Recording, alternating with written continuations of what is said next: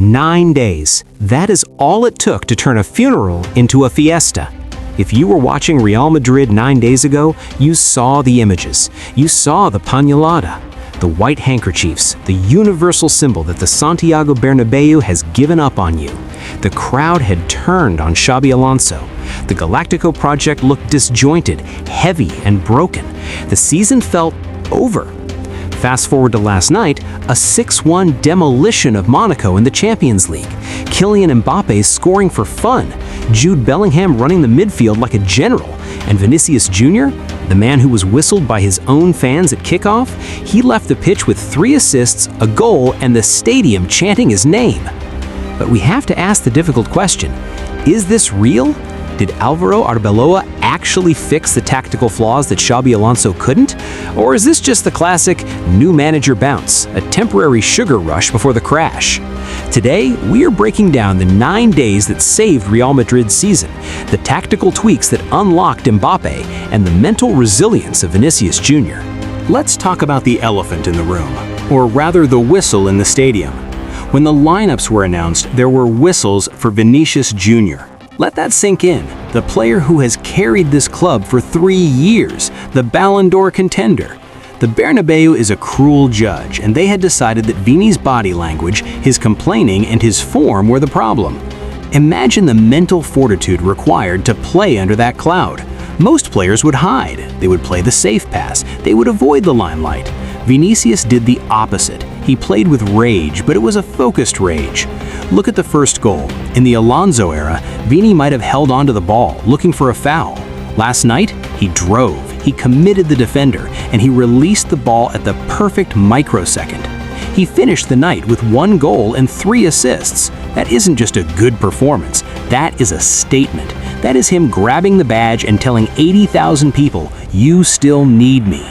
By the time he was subbed off, the whistles were gone. The boos were replaced by oles. It was the quickest redemption arc we've seen in years.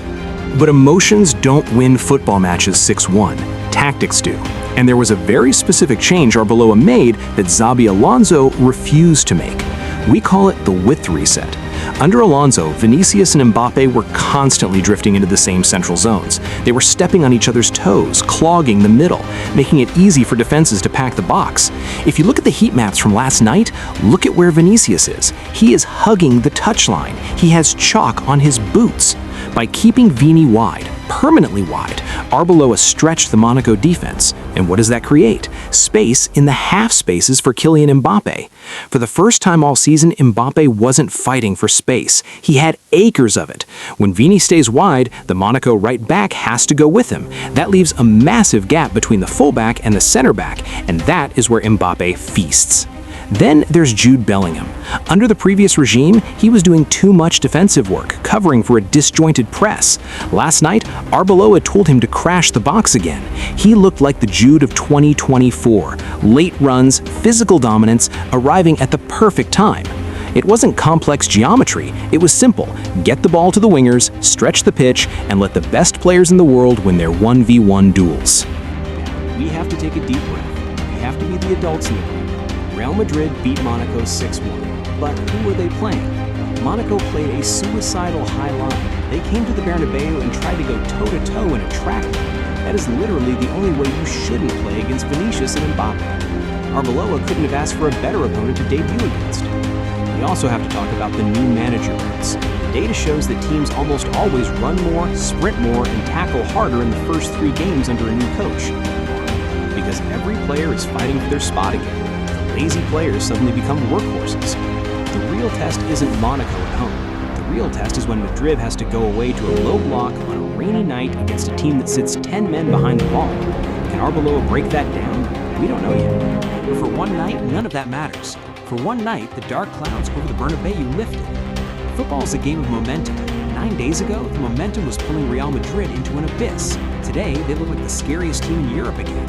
Arbeloa didn't reinvent the wheel. He just reminded everyone that this is Real Madrid, and at Real Madrid, the stars run the show.